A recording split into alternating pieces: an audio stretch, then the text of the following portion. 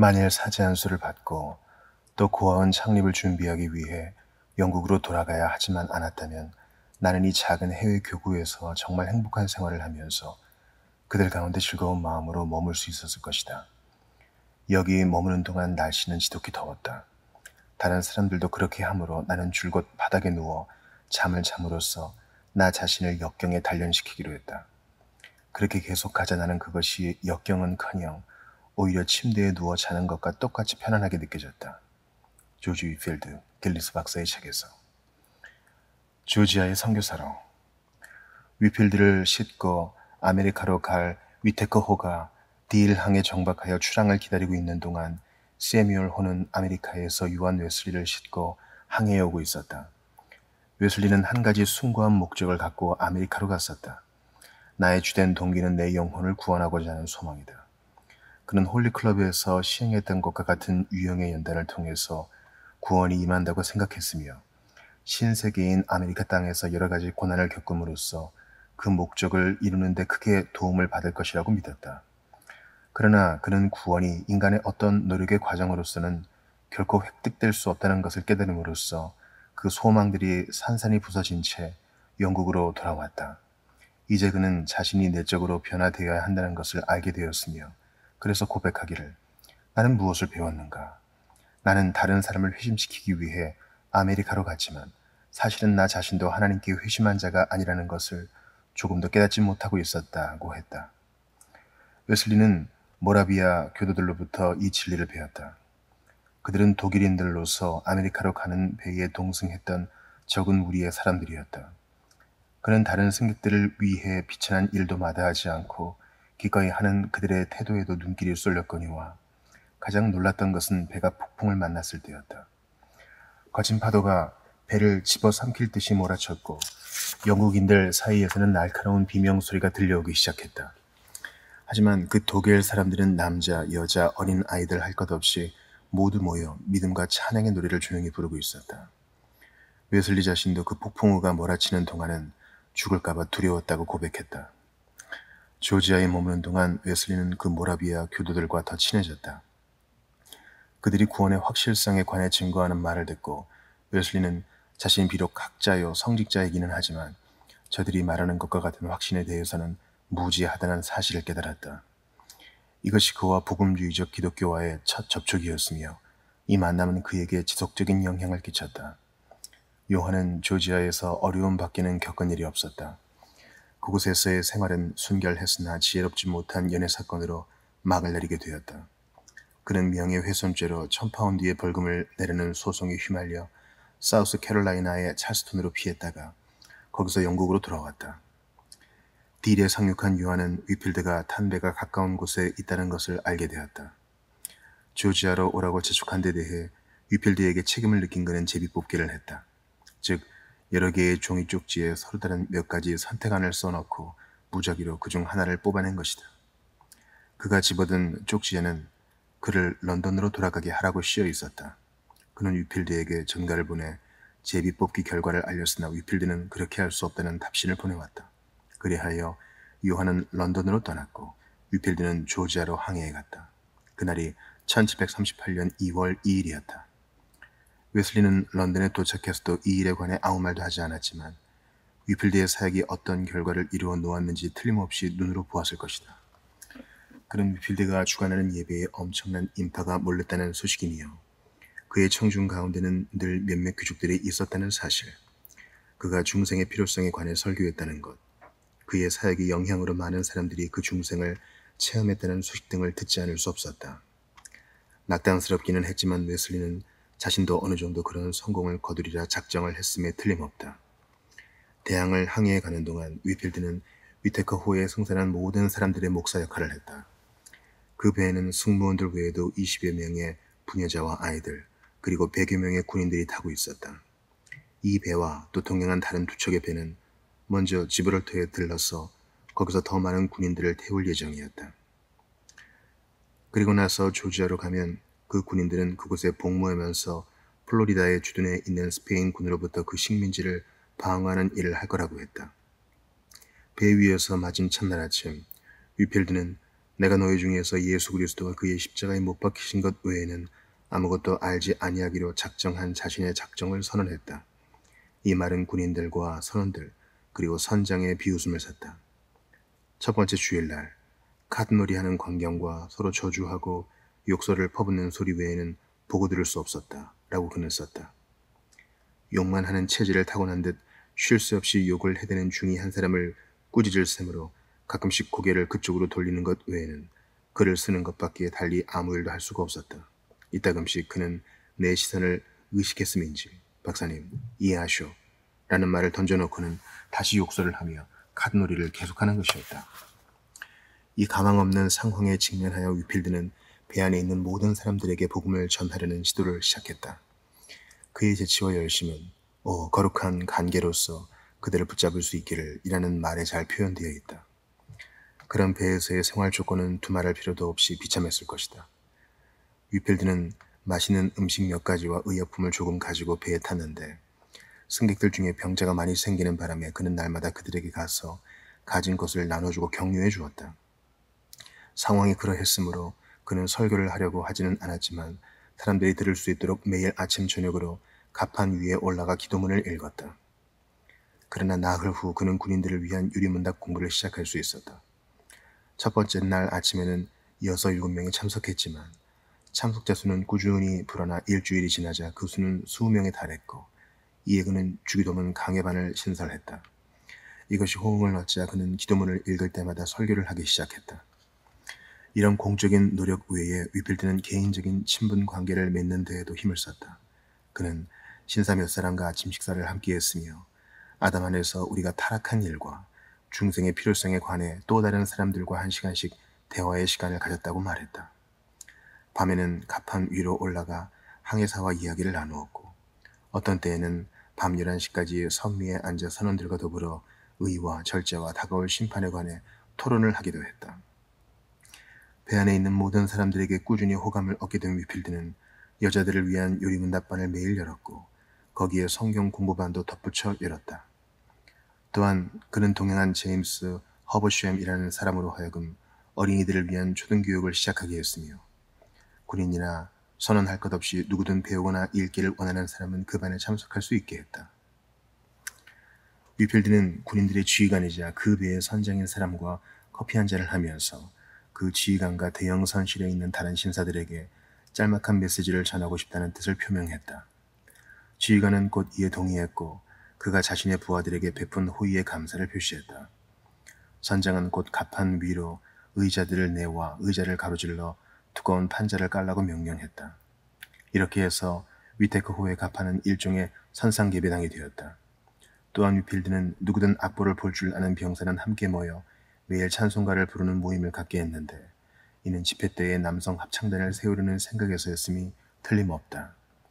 그리고 그는 매일 배 안에 있는 거의 모든 사람들을 대상으로 설교를 했다. 첫 번째 기항지인 지브롤터에 정박했을 때 그 배의 전반적인 분위기는 눈에 띄게 달라져 있었다. 7주 전만 해도 그들은 남을 비웃고 서로를 저주하는 사람들이었으나 이제는 어린아이들처럼 꼿꼿이 서서 유리문답을 외울 수 있게 되었고 많은 사람들이 규칙적으로 성경을 읽고 있었으며 거의 모든 사람들이 아침 저녁으로 예배에 참석하고 있었다. 그것이 위필드가 그 짧은 기간 동안 수고한 열매였다. 배가 지브롤터를 떠날 때 그곳에 내린 많은 사람들이 그에게 와서 울면서 하나님께서 자신들의 영혼에 어떤 일을 이루셨는지 그에게 이야기했으며 그에게 선물을 갖다 주기도 했다. 조지아로의 여행은 계속되었고 위테크호와 함께 항해하는 두 척의 배는 자주 가까이 다가왔고 그때마다 위필드는 그 세 척의 배에 타고 있는 모든 사람들을 상대로 설교했다. 세 척의 배의 갑판이 병사들이 입은 붉은 외투빛으로 온통 붉게 타오르는 가운데 젊은 목사가 육해군 지휘관을 옆에 대동한 채 그들 모두에게 하나님의 말씀을 선포하는 광경은 얼마나 장관이었겠는가. 조지아에 닿기 전 유행성 열병이 배 안을 휩쓸었다.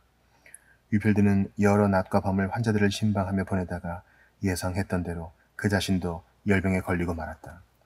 며칠 동안 그는 죽음의 문턱에까지 갔었으나 하나님께서 그를 돌려보내셨다. 후에 그는 쓰기를 영광을 얻기에는 내가 아직 성숙하지 않았다는 것을 그분께서는 아셨다. 그래서 자비로서 나를 살려주신 것이다 라고 했다. 영국을 떠난 지 넉 달 만에 배는 마침내 조지아 해안에 닻을 내렸다. 1738년 5월 17일, 당시 그 식민 대륙의 나이는 겨우 6살이었다. 당시 주된 정착지는 사반나였으나 오글토프 대령이 곧 도착하여 그곳에서부터 남쪽으로 약 160km쯤 떨어진 곳인 프레데리카에 또 다른 정착지를 개척했다. 식민 대륙의 총 인구는 1000명가량이었다. 이 소규모의 사람들을 섬기기 위해 위필드는 런던의 그 수많은 대중들을 떠나온 것이었다. 배 안에서 얻은 열병이 채 다 나지도 않았지만 위필드는 그 다음날 아침 5시에 첫 예배를 드렸다. 성인 17명과 어린아이 25명이 예배에 참석했다. 웨슬리의 주요 적대자였던 토마스 코스튼 행정관은 그에게 집을 지어주고 많은 호의를 보이겠다고 약속했다. 글로스터의 해리스에게 보낸 첫 편지에서 그는 아메리카는 그렇게 무서운 곳이 아니다. 날씨가 덥다거나 땅바닥에서 자야 한다는 것 등은 길가에 그려진 그림 호랑이 같은 것일 뿐이어서 거룩한 사랑으로 충만한 영혼에게 그런 것 따위는 언급할 가치조차 없는 일이다 라고 말했다. 그 식민 대륙의 사무관인 윌리엄 스티븐스 대령은 그의 공식 일지에 다음과 같은 기록을 남겼다. 6월 4일, 위필드 시의 청중수가 매일 불어난다. 그의 교리 설교를 들으러 오는 사람들을 다 수용하기에는 예배 장소가 너무 좁다. 6월 18일, 위필드 시는 사람의 마음을 사로잡는 강론으로 사람들을 계속 감동시킨다. 세례를 받으러 교회에 온 한 어린아이에게 그는 물을 뿌리는 방식으로 세례를 주었다. 어린아이를 거칠게 물에 잠기게 하는 식의 세례 방식에 크게 거부감을 느끼어 어떤 편리한 방법으로 세례를 받게 될 기회가 올 때까지 아이에게 세례 주는 일을 미뤄왔던 많은 부모들에게 그것은 정말 만족스러운 방식이었다. 7월 2일, 위필드 씨는 그의 수고와 또 따뜻한 배려로서 직분을 이행하는 태도로 말미암아 사람들에게 점점 더 많은 사랑을 받고 있다. 엄격한 체하지 않는 개방적이고 편안함을 주는 태도, 대화할 때의 그 특이한 동작도 그가 사람들의 사랑을 받는 데 적지 않게 기여한다. 이 조지아 방문은 위필드의 생애에 중요한 영향을 끼쳤다. 그곳에서 세상을 따르는 주민들도 있었고 그래서 많은 고아들이 생겨났다. 그들은 돌봐줄 사람도 없는 처지였다. 이에 위필드는 영국으로 돌아가 그들을 위해 고아원을 세울 수 있는 설립허가서와 기금을 마련해 오기로 작정했다. 이 계획을 염두에 둔 위필드는 식민 대륙에서의 사역을 5달 만에 종결시켰다. 스티븐스 대령은 그의 마지막 예배 때의 광경을 이렇게 기록했다. 교회 안이 너무 혼잡하여 많은 사람들이 문 밖이나 창문 아래 서 있었다. 그들에게는 가능한 한 빨리 돌아오겠다고 그들을 안심시키는 위필드 씨의 말보다 더 기쁜 것이 없었다. 위필드가 영국으로 돌아가는 길은 길고도 끔찍한 여정이었다. 출항한 지 얼마 안 되어 큰 폭풍우가 몰아닥쳤고 제일 큰 돛과 사쿠가 손상되었으며 신선한 식량들이 모두 바닷물에 젖어버렸다. 그때 속도가 더 빠르고 설비도 더 잘된 다른 배 한 척이 가까이 왔다가 위필드가 그 배에 타고 있다는 것을 알고 그에게 배를 옮겨 탈 것을 권유했다. 그러나 다른 사람들을 위험 가운데 버려두고 혼자만 피하는 것은 그리스도인답지 않은 행동이라 생각하여 그는 이 초청을 거절했다. 배에 탄 사람들은 굶주림과 갈증에 시달리게 되었고 무엇보다 큰 문제는 배가 그 넓은 바다 한가운데서 길을 잃었다는 사실이었다. 3달 동안 그렇게 표류하던 중에 벼랑간 누군가가 육지다, 육지야 하고 외치는 소리가 들렸다. 그리하여 그들은 아일랜드 해안에 가 닿았고 보트로 해변에 도착했을 때 위필드는 한 귀족이 보낸 전가를 받았는데 그것은 자신과 함께 며칠을 보내면서 오랜 항해에 시달린 몸을 회복하는 게 어떻겠느냐는 것이었다. 그러나 위필드는 휴식을 취할 겨를도 없이 아일랜드 횡단길에 올랐다. 리머릭에 도착한 그는 그곳 시장 집에 몸을 넣고 그곳 주교의 요청으로 대성당에서 설교를 하였다. 더블린에서는 주교가 저녁 식사에 그를 초대했고 대주교도 정중하게 그를 영접했다. 1738년 11월 30일 마침내 그는 영국의 파크게이트 항에 도착했다. 런던에서 눈물의 작별을 한 지 11달 만이었다. 눈앞에 펼쳐지는 광경이 너무도 새로웠기 때문에 종종 많은 내적인 갈등이 야기되었다. 내 머리 위에 열려져 있는 창공, 탁 트인 주변 들판, 마차를 타고 있기도 하고 말 위에 올라타 있기도 하고 나무들 사이에 서 있기도 한 수천여의 사람들, 그리고 모든 사람들이 감동하여 눈물에 흠뻑 젖어 있을 때 장엄한 황혼이 깃들기라도 하면 그것은 거의 환상에 가까운 장관을 이루어 나를 압도했다. 조지 위필드, 1739년. 위필드가 5개월 설교를 시작한 날은 영국에게 참으로 멋진 날이었다. C.H. 스펄전, 옥외로. 위필드가 다시 영국에 왔다는 소식에 그의 친구들은 기쁨의 환호를 올렸다. 당시 옥스퍼드에 있던 찰스 웨슬리는 신속히 런던으로 갔으며 역시 같은 곳에 있던 요한 웨슬리는 그때 일을 이렇게 썼다. 위필드가 조지아에서 도착했다는 소식을 듣고 서둘러 런던으로 갔다. 하나님께서 함께 달콤한 권고를 들을 기회를 우리에게 한 번 더 주신 것이다. 위필드가 없는 동안 웨슬리 형제도 각각 회심을 했다. 그들은 모라비아 교도 목사인 피터 벨로와 접촉을 갖고 있었는데 피터는 그들이 행할 수 있는 어떤 일로도 그들의 영혼을 구원하지 못할 것이며 구원은 오직 그리스도 안에 있는 믿음을 통해서만 온다는 것을 그들에게 가르쳐 주었다. 영원히 잃어버린 바 된 자가 되는 것을 두려워한 그 두 형제는 곧 그 믿음을 찾아 구하기 시작했고 이것은 그들의 삶에 타오르는 소원이었다. 그런데 그 믿음을 받기를 갈망했건만 그들은 어떻게 해야 하는지를 알지 못했다. 이때 찰스가 마틴 루터가 쓴 갈라디아서 주석의 도움을 받았는데 이 책은 윌리엄 홀란드라는 한 평신도가 그에게 가져다 준 것으로서 찰스는 그와 함께 그 책을 읽었다. 책을 읽던 중 뭐라고? 우리는 아무것도 할 일이 없다고? 그렇다. 아무것도 하지 않아도 된다. 다만 하나님께로서 나와서 우리에게 지혜와 의로움과 거룩함과 구속함이 되신 분을 받아들이기만 하면 된다고 한 루터의 말에 이르렀을 때 홀란드는 기쁨에 넘쳐 이렇게 외쳤다. 나는 땅을 밟고 서 있는 느낌이 아니었다. 찰스는 여러 날과 밤을 믿음을 위해 기도하고 믿음을 갈망하며 보냈으며 믿음을 가져다 주기 위해 그리스도께서 인간의 모습으로 나타나실 것이라고 생각했다. 곧 그는 자기 영혼을 구원하려는 모든 소망이 비로소 성취되는 날에 이르렀으니 1738년 5월 21일 그는 오직 그리스도만을 의뢰하고 구원의 확신을 얻기에 이르렀다. 기쁨에 가득 찬 그는 이 일을 기념하기 위해 찬송가 한 곡을 작시했으며 이는 아마 그가 지은 가장 위대한 시라고 해도 좋을 것이다. 그 노래는 이렇게 시작한다. 내가 얻어야만 하는 것은 주의 보혈의 공로 아닌가. 사흘 후 요한도 똑같은 체험을 했다. 잘 알려져 있다시피 그는 엘더스게이트 가에 있는 한 교회에 있었는데 거기서 어떤 사람이 루터의 로마서 주석 서문을 읽고 있었다. 그것을 읽고 있던 사람은 틀림없이 윌리엄 홀란드였을 텐데 웨슬리는 그가 다음 구절을 읽고 있었다고 말했다. 나는 내 마음이 이상하게 따뜻해지는 것을 느꼈다. 나는 내가 그리스도를, 유일한 구원이신 그리스도를 의뢰하고 있는 것을 느꼈다. 그러자 주님께서 나의 죄를, 심지어 나의 죄까지도 사하시고 죄와 사망의 법에서 나를 구원하시다는 확신이 들었다. 중생의 체험은 그 두 형제 각각의 삶의 일대 전환점이 되었다. 찰스의 경우 회심은 특별히 그의 성품의 일부였던 시심의 샘을 활짝 터놓아 주었고 그리하여 그의 펜 끝에서는 찬송이 정말 신음물처럼 흘러나오기 시작했으며 그 찬송들은 그때부터 지금까지 그리스도인들의 노래를 든든하고 아름답게 격상시키는 역할을 해왔다. 마찬가지로 요한도 승리와 영적 기쁨을 체험했다. 그러나 좀 더 많은 깨달음을 얻기 위해 그는 독일 헤른후트에 있는 모라비아 교회의 본산을 방문하였으며 런던에 돌아왔을 때는 그 자신이 어느 정도 모라비아 교도가 되어 있었다. 헤른후트 사람들에게 보내는 편지에서 그는 이렇게 말했다. 우리는 여기서도 여러분들이 그리스도를 따르듯 여러분들을 따르려고 노력하고 있습니다.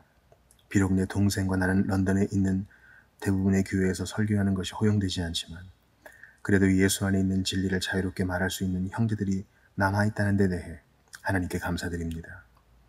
또한 매일 저녁 우리는 화목히 하는 말씀을 선포합니다. 때로는 20명 혹은 30명의 사람에게, 때로는 50명이나 60명에게, 또 때로는 300~400명의 사람들에게 말입니다. 그들은 그 말씀을 듣기 위해 함께 모이는 것입니다. 위필드가 다시 런던에 와 있다는 사실은 웨슬리 형제뿐만 아니라 홀리클럽의 다른 내 회원들까지 그를 반기러 오게 만들었다. 그 7사람은 뜨거운 열심을 갖고 이미 불부터 타오르고 있는 페터 레인 회의의 모임에 참여했다. 위필드의 다음과 같은 보고에서 그들의 열심의 단면을 엿볼 수 있다. 때로는 기도로 밤을 꼬박 새울 때도 있었다. 우리는 마치 새 포도주로 채워진 듯한 느낌을 자주 받았다. 우리는 사람들이 하나님께서 임재하신다는 생각에 압도되어 하나님께서 정말 땅 위에서 인간과 함께 거하시도다. 이곳은 얼마나 두려운 곳인가. 이곳은 다름 아닌 하나님의 집이요 천국의 문이다 라고 외치는 소리를 자주 들었다. 그러나 요한 웨슬리는 그들의 교제에 관해 더욱 놀라운 이야기를 들려주었다. 1월 1일 밤 모라비아 교도들의 애찬을 위해 60여 명의 형제들을 만났을 때였다. 새벽 3시경 기도를 계속하고 있는데 하나님의 능력이 강하게 우리에게 임하여 많은 사람들이 넘치는 기쁨으로 소리쳤고 또 많은 사람들이 땅에 엎드러질 정도가 되었다. 하나님의 어미로우신 임재에 놀라 경외감에 휩싸여 있다가 정신이 들자마자 우리는 한 목소리로 외쳤다. 주님을 찬양합니다. 오 하나님, 우리는 주님이 주님이심을 인정합니다. 1월 초 위필드는 영국 국교회에서 주는 제2단계 안수, 즉 사제로 안수받기 위해 옥스퍼드로 갔다. 안수식은 전에 그에게 집사 안수를 주는 성직자 벤슨 주교가 집례했다. 벤슨 박사는 위필드를 가리켜 훌륭한 능력과 큰 열심을 가진 선한 청년이라고 이미 말한 바 있고 또 하나님께서 그가 하는 모든 일에 큰 성공을 허락하사 이 타락의 시대에 참된 종교가 부흥되게 하시기를 기도했다.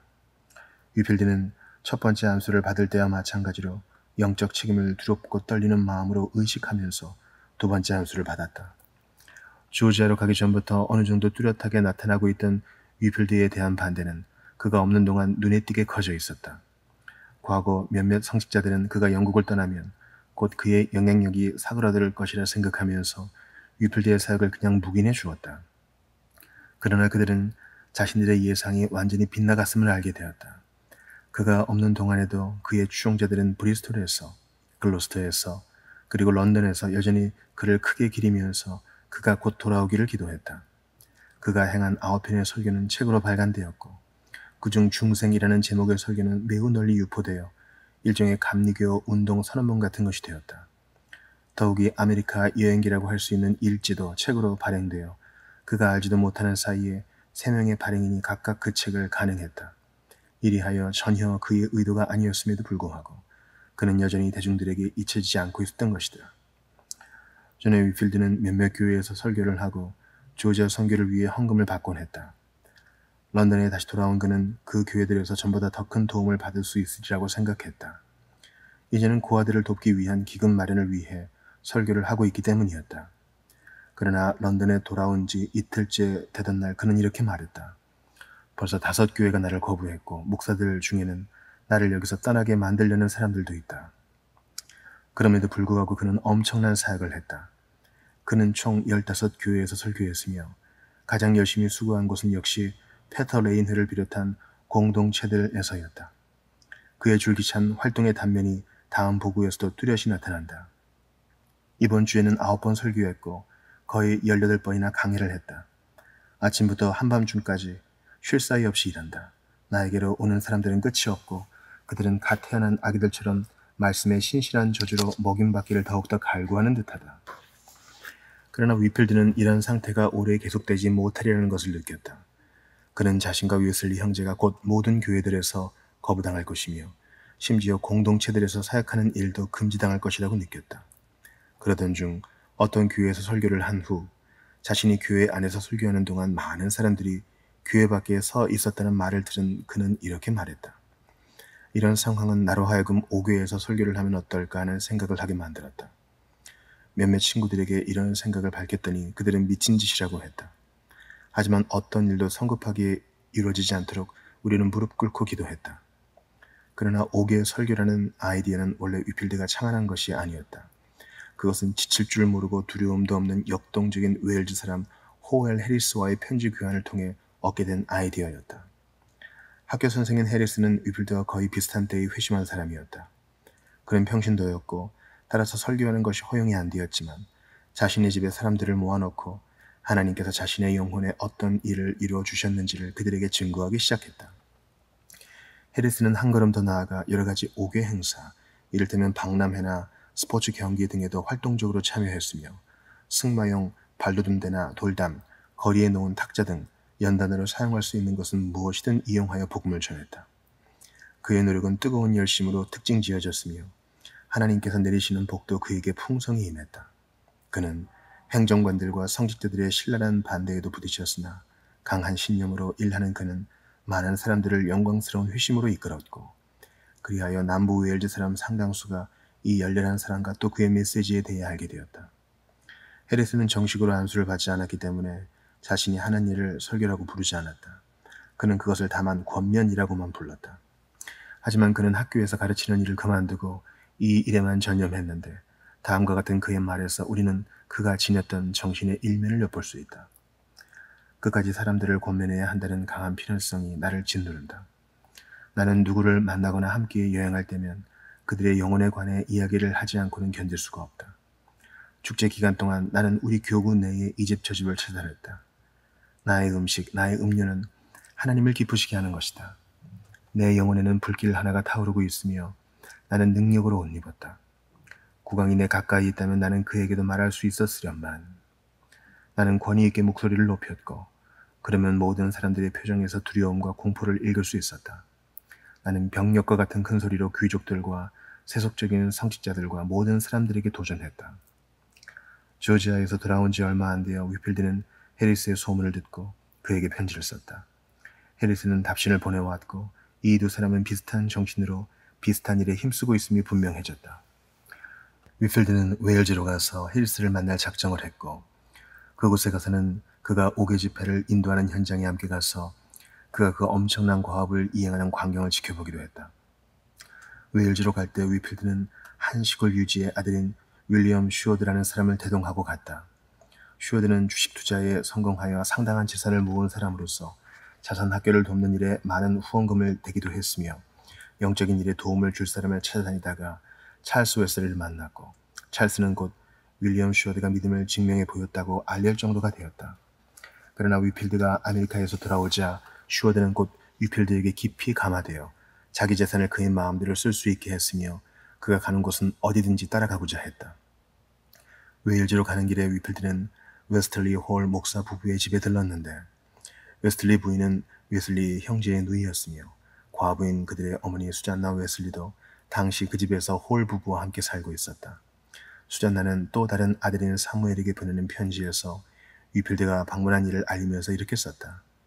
그는 아주 좋은 사람인데다가 인류의 구원을 진심으로 바라는 사람인 것 같더구나. 하나님께서 뱀 같은 지혜와 비둘기 같은 순결함을 그에게 허락하신 듯했단다. 브리스톨에 도착한 후 위필드는 여러 공동체들과 교도소에서 설교 요청이 쇄도하자 웨일즈행을 잠시 뒤로 미루었다. 그는 여기서 옥외 설교를 한번 시도해보기로 했다. 브리스톨 근처에는 킹스 우드라는 넓은 석탄 채굴 지역이 있었는데 그곳에는 갱부라고 불리는 수백 명의 광산 노동자들이 아내와 자녀들을 거느린 채 장시간 노동에 시달리며 살고 있었다. 그곳에는 그들을 위해 세워진 학교나 교회가 한 군데도 없었으며 외부인들이 그 구역으로 들어가는 경우도 거의 없었고 때로 그곳 사람들은 브리스톨로 난입하여 폭력 사태를 일으키기도 했다.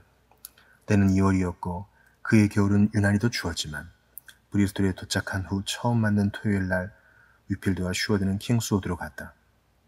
그들은 헛강 같은 오두막집을 집집마다 찾아다니며 설교를 들으러 모이라고 청했다. 후에 위필드는 말하기를 나는 한 언덕에 올라가 사람들이 모이는 대로 설교를 했다. 사람들은 200명가량 모였다고 했다. 브리스톨로 돌아온 위필드는 자신이 한 일을 곰곰 생각해 보았다. 그는 성직자의 그런 행동이 지극히 기이하고 허황된 일로 간주되리라는 것을 잘 알고 있었다. 그러나 그는 이렇게 말했다. 하나님께서 찬양 받으실지어다. 나는 드디어 시작했다. 들판에 서서 그 청중들을 가르치는 나를 사람들은 그 옛날 주님을 배척했던 것처럼 배척할 것이다. 어떤 사람은 나를 비난하기도 할 것이다. 그러나 내가 사람을 기쁘게 한다면 나는 그리스도의 종이 되지 못할 것이다. 그 다음 주 수요일 위필드는 다시 킹스우드로 갔다. 이번에는 2000명가량의 군중들이 모였다. 금요일에 그는 또다시 그곳에 갔으며 이때 청중의 수는 4000명 정도에 달했다. 주일날 그는 아침 6시에 설교를 하고 8시에 한 교회에서 기도문을 읽고 10시에 설교를 하고 어떤 교회 부속 묘지에서 또 한 차례 설교를 한 후 4시에 서둘러 킹스우드로 갔다. 대충 계산해 보아도 약 10,000명가량은 모여있는 것 같았다. 나무와 울타리에도 사람들이 가득히 올라서 있었다. 내가 설교를 시작하자 모두들 입을 다물었다. 태양은 밝게 빛났고 하나님께서는 나로 하여금 1시간 동안 정력적으로 설교할 수 있게 해주셨으며 또 나중에 듣기로는 내 목소리가 아주 커서 모든 사람들이 다 들을 수 있었다고 했다. 그날 그는 두 곳의 공동체에서 2번 더 설교했다. 나는 하나님께서 내 영혼을 위해 이루신 큰 역사를 기뻐하면서 9시쯤 집으로 돌아왔다. 브리스톨에서 지내는 동안 위필드는 과부인 자기 누이 집에 머물렀는데 그 집으로 그들의 어머니가 자주 찾아왔다. 당연한 일이겠지만 롱든 부인은 자신의 아들이 그렇게 걸출한 인물이 되었다는 사실에 크게 놀랐다. 얼마 후 위필드는 원래 작정했던 대로 웨일즈로 가서 호엘 해리스를 만났다. 그 두 사람은 저마다 칼빈주의 신학을 받아들이는 쪽으로 기울어지고 있었으며 열심 또한 비슷했다. 위필드는 해리스가 남웨일즈에 30개 정도의 공동체를 설립했다고 말했는데 그는 위필드가 설교를 시작하기 1년 전부터 그리고 웨슬리 형제가 회심하기 2년 전부터 그 일을 시작하고 있었다. 다른 사람들은 갱부들이 사는 구역에 들어가기를 두려워했지만 위필드는 그곳에서 단 한 번도 위협적인 말이나 행동을 대하지 못했다. 오히려 그들은 그를 진정한 애정으로 따뜻하게 받아들였으며 그는 거의 고전이 되다시피 한 글에서 그들 가운데 자신이 행한 사역의 결과를 이렇게 묘사한다. 굳이 부인하라고 할 만한 자기 의도 가지고 있지 않은 그 사람들은 세리와 죄인들의 친구이셨으며 또 의인이 아니라 죄인을 부르사 회개하게 하게 하시기 위해 오신 예수님에 대해 듣기를 좋아했다. 그들이 나의 설교에 감동을 받았다는 첫 번째 증거는 탄광에서 막 나와 검정투성이인 그들의 볼을 타고 눈물이 하염없이 흘러내려 홍수를 일었다는 사실이다. 수백 명의 사람들이 곧 자기 죄를 깊이 깨우치기에 이르렀고 그들의 눈물이 증거하다시피 그 깨우침은 건전하고도 철저한 회심으로 이어졌다. 위필드는 브리스톨을 중심으로 하여 그 주변 지역에서 일주일에 약 30회씩 집회를 열었다. 그러나 그가 그 일에 할애할 수 있는 시간은 6주밖에 되지 않았고 그래서 그는 누군가 다른 사람이 와서 그 일을 맡아주기를 기대했다. 두세 사람이 머리에 떠올랐으나 그들은 적합한 인물이 아니었다. 그래서 그는 요한 웨슬리에게 편지를 써서 그곳으로 와줄 것을 요청했다.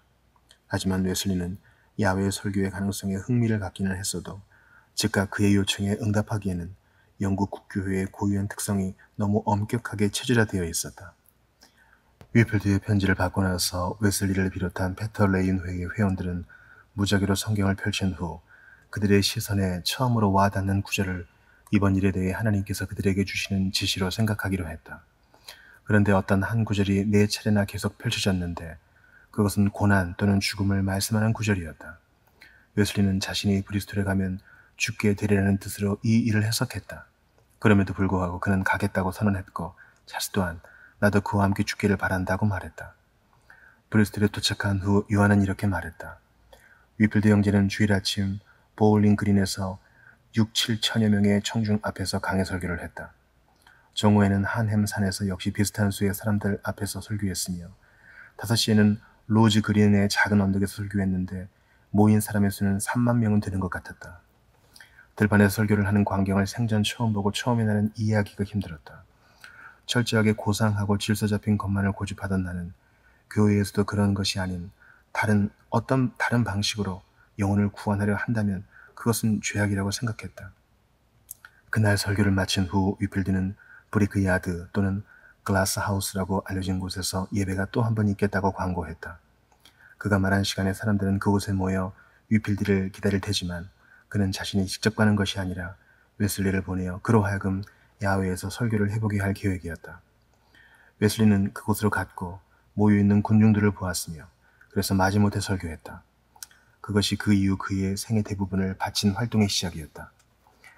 위필드가 곧 런던으로 떠날 것임을 안 킹스우드의 갱부들은 그와 작별할 준비를 하기 시작했다. 그들은 매우 성대한 연애를 준비했다고 위필드는 말한다. 그가 그들을 위해 학교를 지을 계획을 시사하자 그들은 앞다투어 벽돌 한 장이라도 자기가 처음으로 쌓으려고 했다.